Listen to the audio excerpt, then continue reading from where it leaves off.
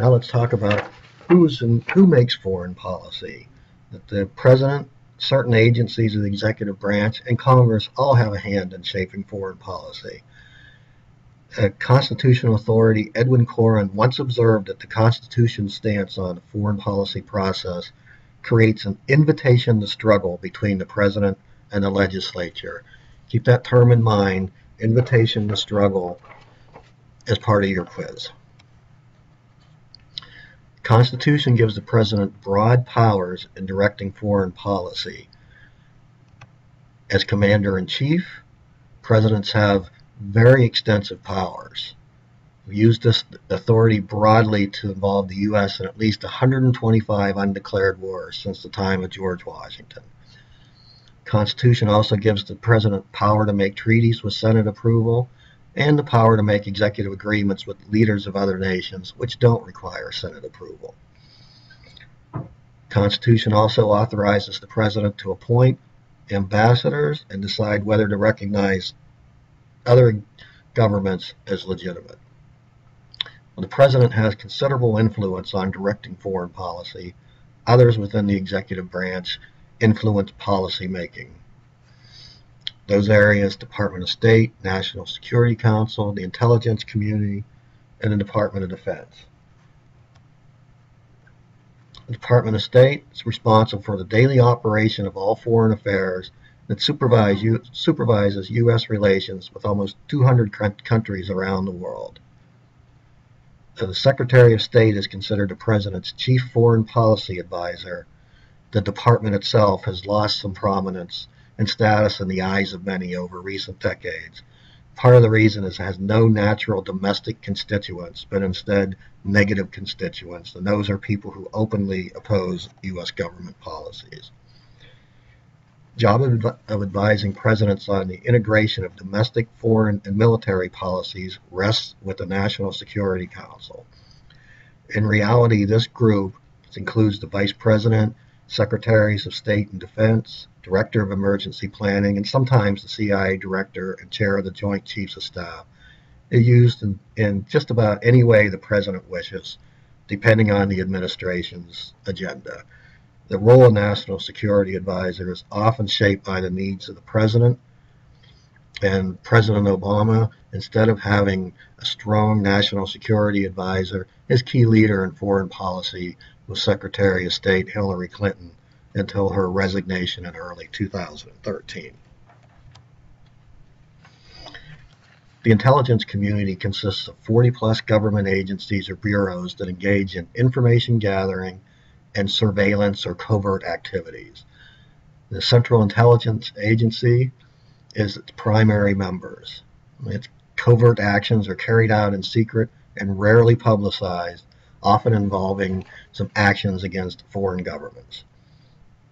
In 2004, the bipartisan 9/11 Commission called for a new intelligence czar to oversee the entire intelligence community. President Bush resisted, but finally did create a position. By 2009, the CIA's use of waterboarding while interrogating suspected terrorists erupted into a heated controversy. In May 2009, President Obama denounced waterboarding, but told CIA operatives that they would not be penalized for following orders based on rulings of the previous Justice Department. Department of Defense, created in 1947 to consolidate all American military establishments under the control of a single entity headed by a civilian Secretary of Defense. It is larger than any other department, though it began reducing its size 20 years ago after the dissolution of the Soviet Union.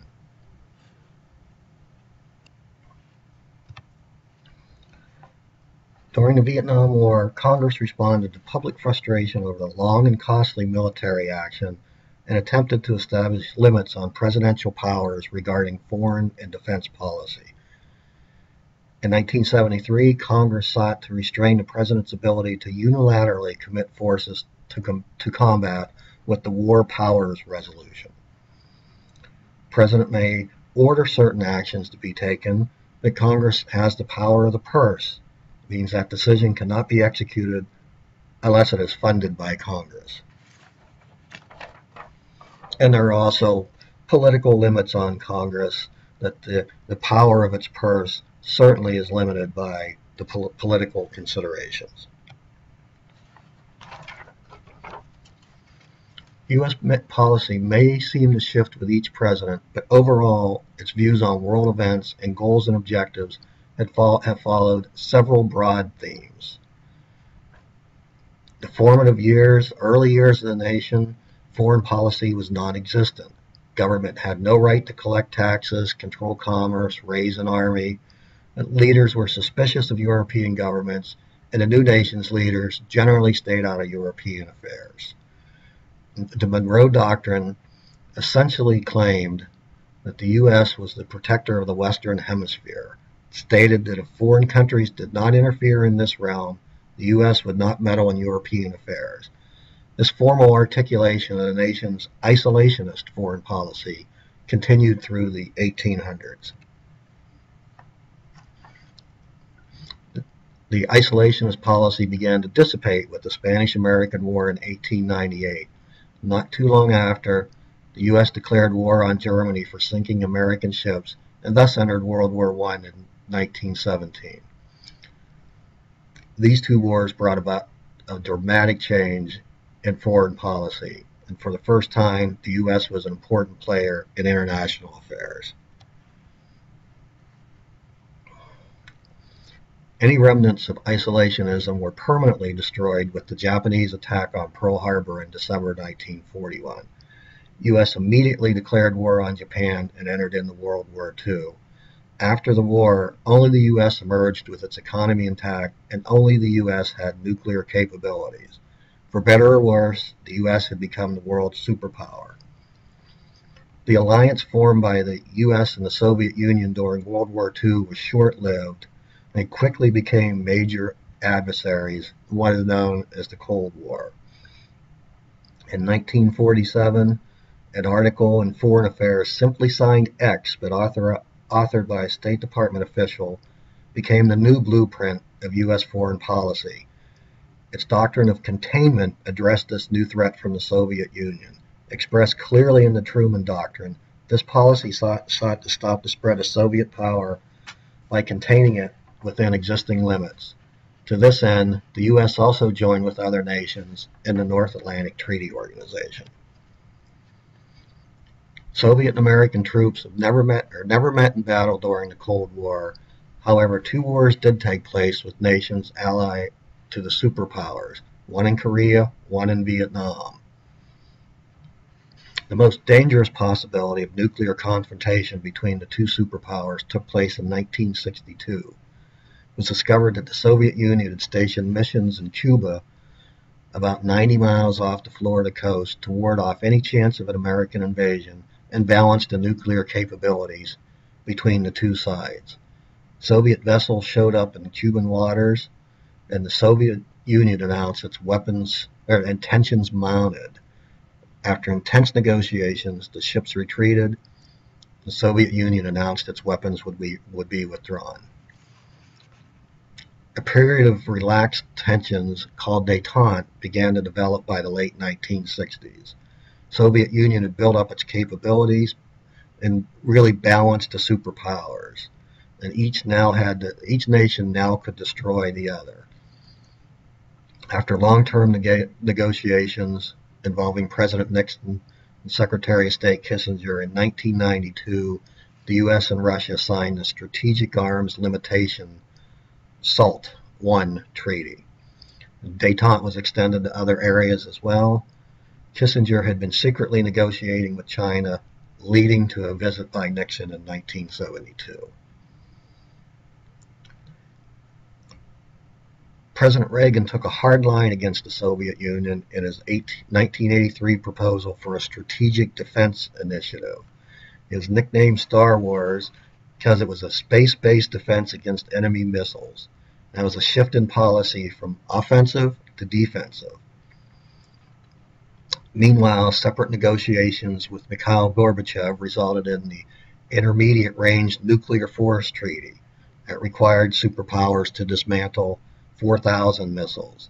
Then under George H.W. Bush, the Strategic Arms Reduction Treaty was signed in July 1991. Complications arose late that year when the Soviet Union ceased to exist as a nation and dissolved into 15 republics. So in 1992, the treaty was signed again, this time by Russia and 3 former Soviet republics. With the fall of the Berlin Wall in 1989, it became clear that the Soviet Union had relinquished much of its political and military control over Eastern Europe. Gorbachev tried to accommodate members of the Soviet bloc, but their demands for political, ethnic, and religious autonomy grew, and it broke into separate states much more quickly than expected. The Soviet Union was officially dissolved in December of 1991.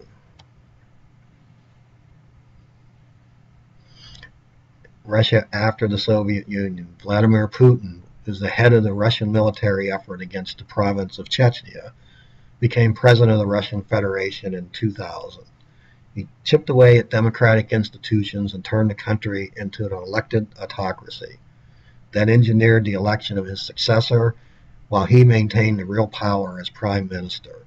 In recent years, the U.S. has become concerned over Russia's aggression toward its neighbors. Some examples: Estonia, Georgia, and Ukraine.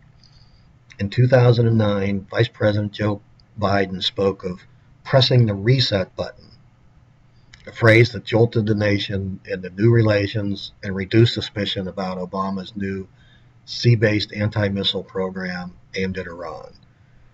And finally, in April 2010, Obama and Medvedev signed the New START Treaty that cut the number of warheads to 1,550 for each side, a reduction of 30% from previous agreements.